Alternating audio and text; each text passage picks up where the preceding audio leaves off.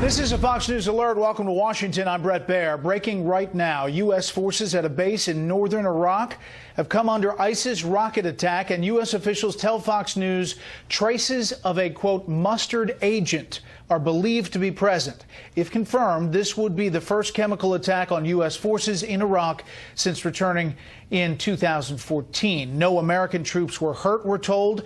They do have chemical weapons exposure suits there. An initial test on the substance came back positive, we're told, but military officials could end up being false. Officials also say security posture on that base has not changed yet. Officials say there are hundreds of U.S. troops on that base south of Mosul. There are now nearly 5,000 U.S. troops on the ground in Iraq ahead of efforts to take back ISIS-controlled areas. Another Fox News Alert, a busy night ahead. Now to breaking political news. Brand new Fox polls tonight show Donald Trump pulling ahead of Hillary Clinton in 3 battleground states.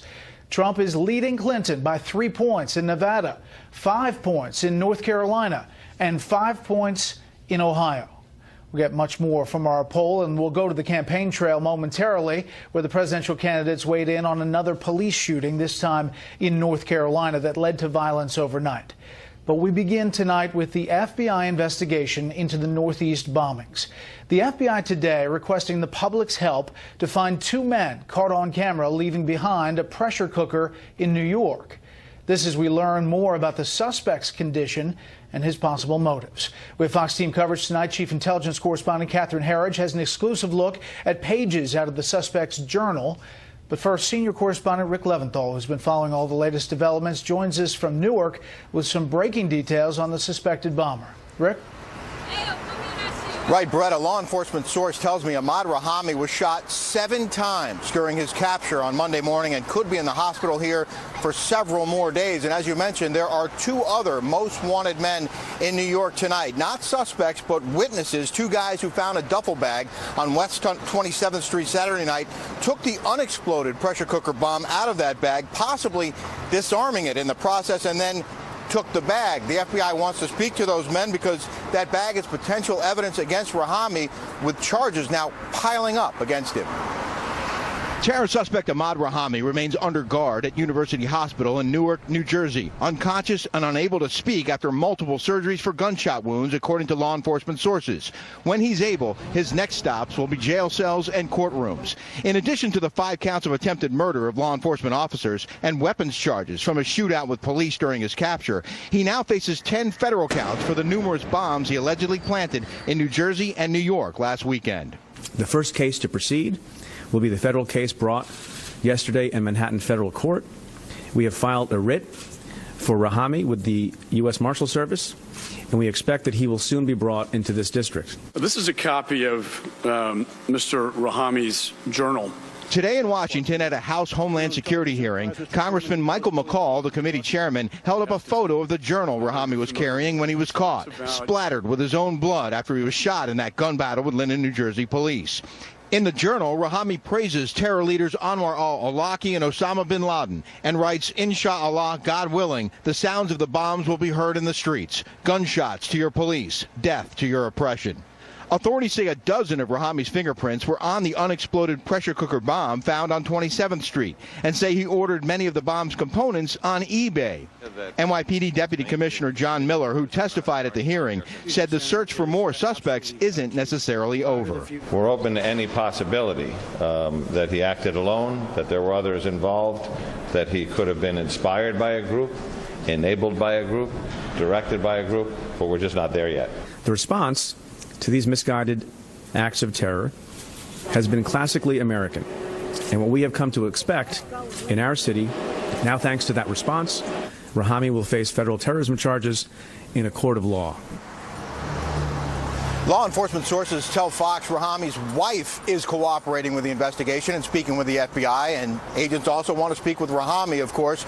We're told that agents are near his bedside waiting to question him whenever he's physically able. Brett? Rick Leventhal live in Newark. Rick, thank you. As the FBI waits to question Rahami, we are learning more about the bombing suspect through his personal journal. Chief Intelligence Correspondent Catherine Herridge has exclusive access to several pages of that journal. Joins us now with a first look at these pages. Good evening, Catherine. You've looked at this. What jumps out at you?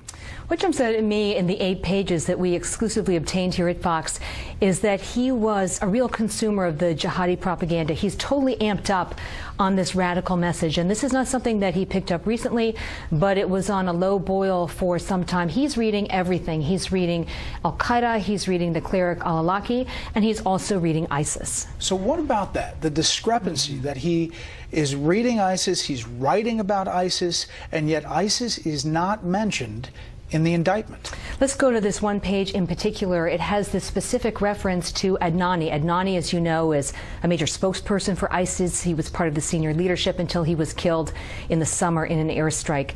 He writes to him asking, I need sort of reconfirmation or reassurance that killing the infidels is appropriate. Now, what's striking to me is that Adnani is a major ISIS figure, and there was nothing in the indictment about him. So it had the effect of whitewashing his sympathies with ISIS. You can read it clearly on those pages. What's their reaction to this? How do they answer about the Adnani and the ISIS being left out? We put the question to the U.S. Attorney and the Department of Justice, and a law enforcement source said, well, you know, the indictment's not the whole thing yet. There's more coming. But I have to tell you, that simply does not pass the smell test, because adding the ISIS reference would have strengthened the indictment. It would have shown his multiple terrorist connections. But by taking it out, it weakened the indictment.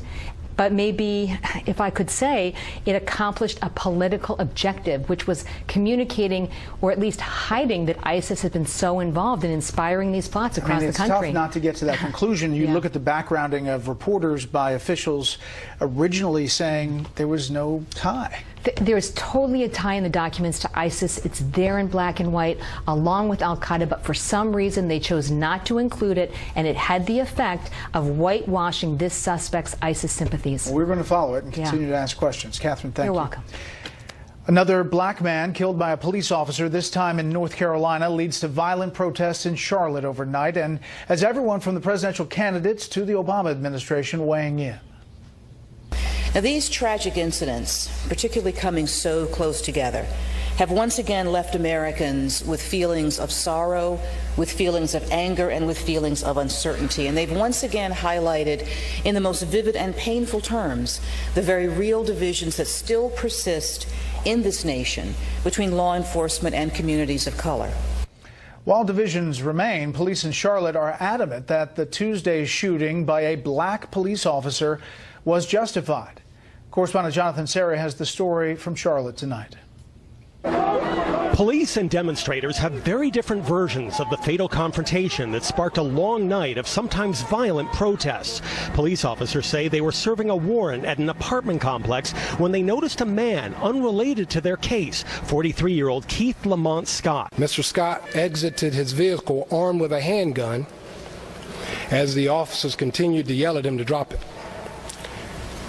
He stepped out, posing a threat to the officers, and Officer Brentley Vinson subsequently fired his weapon, striking the subject. The Charlotte police chief said his officers gave Scott multiple clear instructions to drop the weapon, and police investigators say they found a gun at the scene.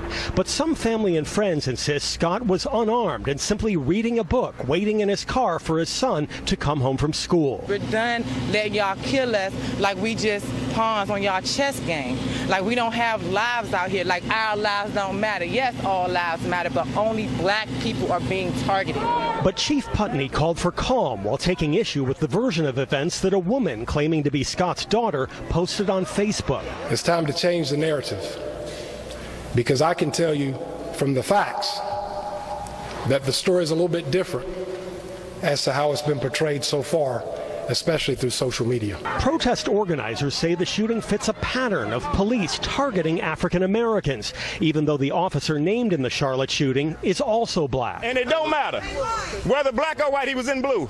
Overnight protests started out peacefully, but soon escalated, with some protesters attempting to break into this Walmart, temporarily shutting down Interstate 85 and inflicting injuries on more than a dozen police officers. We understand that there may be continuing protests this evening, And I want to emphasize that I've spoken with many community and faith leaders already, and we are calling for peace, we are calling for calm, we are calling for dialogue. And protest organizers are also calling on demonstrators to remain peaceful. They plan to hold a rally in about an hour from now here in Marshall Park, which is near the local police headquarters. Brett? Jonathan Zeri live in Charlotte. Jonathan, thank you. Just getting word from the White House that President Obama called the mayors of Charlotte and Tulsa today to talk about these incidents. In Tulsa, about 200 people gathered outside the police station in Tulsa, Oklahoma last night to protest the shooting death of Terrence Crutcher. Police dashcam video captured Crutcher with his hands in the air shortly before he was shot by Officer Betty Shelby Friday. Police say investigators found the drug PCP in Crutcher's vehicle, but officers have not said whether Crutcher was using that drug that day.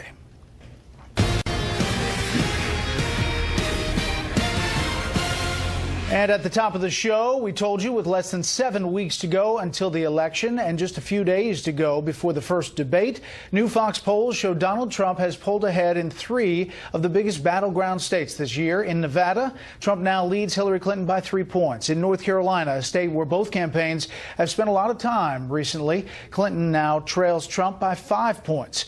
And in Ohio, the swingiest of swing states usually, where Governor John Kasich has refused to endorse the Republican nominee, Trump is polling at 42% compared to Clinton's 37%. In all of these states, voters polled were pretty evenly split on what party they identify with. This is the party ID question. You may notice a lot of independent voters in all 3 states. Donald Trump now has some polls to obviously brag about on the campaign trail, matching others as he tries to win over more voters. In fact, today, Trump was trying to do just that in the battleground state of Ohio. But as chief political correspondent Carl Cameron reports, the plug wasn't without some awkward moments. Invigorated by the latest polls, particularly among white and independent voters, Donald Trump began his day with running mate Mike Pence and boxing promoter Don King in Cleveland in a raucous event with African-American inner-city pastors for Trump. Trying to get black faith leaders seated in the front, ardent Trump backer Pastor Darrell Scott raised eyebrows invoking segregationist laws of the pre-civil rights era. I mean, everyone is welcome, but the pastors and some came from a long way. And I don't want to put them in the Jim Crow section. Separate but equal facilities. Then Don King drew gasps and mostly laughter when he used the N-word to observe that for some, race defines African Americans more than the content of their character. If you are intelligent, intellectual, you are intellectual Negro. If you are dancing and sliding and gliding, Negro. You are dancing and sliding and gliding, Negro. So, you know, you're going to be a Negro till you die. Trump expressed concern that the weekend shooting of an unarmed black man in Tulsa appears to have been a tragic mistake, illustrating the need for more police training. The police are troubled by it, too. They look at it. Now, did she get scared? Was she choking? What happened? We all respect our police greatly, and they will just have to get better and better and better. Trump outraged African Americans and others last night when he seemed to forget centuries of pre-civil rights abuses, including slavery and lynchings. We're going to rebuild our inner cities because our African American communities are absolutely in the worst shape that they've ever been in before, ever. Trump called charges from the left that he is a bigot proof of his popularity in an interview airing tonight on Sean Hannity. It's a very interesting phenomenon, but the word racist comes out, and that means that you're winning, and that's their last chance. And I don't think it's working. In a Virginia downpour yesterday, Pence hailed the commitment of Trump supporters. I'm going to pick up the phone with this soggy arm and call the man and tell him how great you all are. On international policy, as the UN General Assembly unfolded in New York City over the last few days, Trump seemed to side with Russia by ignoring a formal invitation to meet with Ukrainian President Petro Poroshenko, who opposes Russia's annexation of Crimea. Clinton did meet with Poroshenko. Trump didn't even RSVP. With 47 days left before the election, the Clinton campaign has outspent Trump by a 5-to-1 margin. And just in the last month of August, Clinton was spending more than $500,000 a day and still the race is a toss-up. Brett? Carl Cameron with the Trump campaign. Carl, thank you. An NBC Wall Street Journal poll out has Hillary Clinton leading nationally, but Trump leads Clinton in that poll on being honest and straightforward, 41% to 31%. Hillary Clinton is back out on the campaign trail today after a day off prepping for the debate, according to aides. The Democrat nominee is in Florida, where recent polls there have her in a virtual tie with Donald Trump. Tonight, correspondent Jennifer Griffin reports on the candidate's attempt to gain ground in the Sunshine State. Addressing a largely African-American community in Orlando, Florida, Hillary Clinton again weighed in on the recent police shootings. But we do know that we have 2 more names to add to a list of African Americans killed by police officers in these encounters. It's unbearable, and it needs to become intolerable. She had hoped to speak about her goal of an inclusive economy, and in a clear appeal to mothers, she is proposing a jobs program called Autism Works. The Clinton campaign sees Florida with its 29 electoral votes as the surest way to inoculate itself from a Trump victory, in case certain smaller swing states don't vote her way. A Real Clear Politics average in Florida shows the candidates tied. Clinton has 57 campaign offices on the ground in Florida and spent $50 million in campaign funds last month, with little to show in terms of voter enthusiasm. Clinton is taking 2 more days off the campaign trail later in the week for debate preparations. Campaign spokesman Jen Palmieri says Clinton routinely receives harder questions from debate moderators than Donald Trump. Sometimes they are not, the questions she gets aren't difficult, but they are particularly aggressive, and I think that's meant to make up for questions that he can get that can be perceived as difficult for him to answer. Clinton's absence this week has put more pressure on surrogates to step forward and explain her positions. Campaign manager Robbie Mook was pressed by the host of Morning Joe. Was she disappointed that the president didn't act when the line was crossed? I think you'd have to ask her about that question. We love you, buddy, but what are you here for if you can't answer basic questions? Another surrogate, Michelle Obama, during an appearance on a late-night talk show, made no mention of Hillary Clinton, who she is supposed to be stumping for, but said she had little sympathy for Melania Trump. Do you have any sympathy for the people who have to go there and stand by the person running for president? No, not really. A new USA Today analysis of super PAC money found, based on campaign finance reports, that super PAC money has passed the $1 billion mark for this race, and that most of that money, more than half of that money, came from 62 individuals, Brett. This is a lot more super PAC money than in the 2012 race. Brett? Staggering number. Jennifer Griffin with the Clinton campaign in Florida. Jennifer, thank you. Up next, the House Speaker calls out the Secretary of State, calling him a shill. We'll explain. First, here's what some of our Fox affiliates around the country are covering tonight. Fox 10 in Phoenix, where Republican Governor of Arizona Doug Ducey joined the mayor of Colorado Springs to rally against legalizing marijuana in his state. Voters will ultimately decide in November whether to legalize it for recreational use in Arizona. Fox 6 in Alabama, where the fuel is expected to start flowing again around a broken pipeline that led to gas shortages in the South. Company officials say they have successfully tested a temporary bypass and plan to restart that line soon. The company said in a statement, even when the line restarts, though, it will take several days for fuel supplies to return to normal in markets served by the pipeline in the South. And this is a live look at Sacramento from our affiliate Fox 40. The big story there tonight, an Associated Press review finds some California lawmakers collected $56,000 in taxpayer-funded living expenses while not on the job. Lawmakers were able to collect the money due to loosely worded rules over their cost of living expenses. That's tonight's live look outside the Beltway from Special Report. We'll be right back.